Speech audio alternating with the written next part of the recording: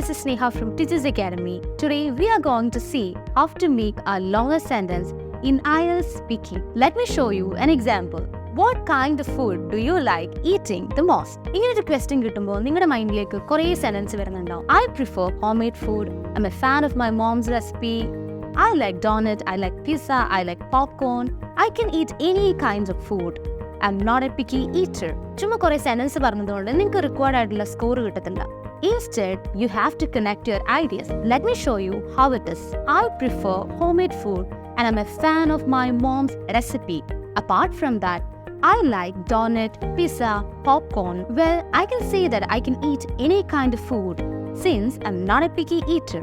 So that's it. ഇവിടെ നമ്മൾ എന്താ ചെയ്തത്? കുറച്ച് കണക്ടേഴ്സ് ആണ് നമ്മൾ യൂസ് ചെയ്തത്. Apart from that, since, and. ഇനി നിങ്ങൾക്ക് follow up questions വരുമ്പോൾ try using these connectors to express your ideas. So that's it. This is Sneha from Tiju Academy.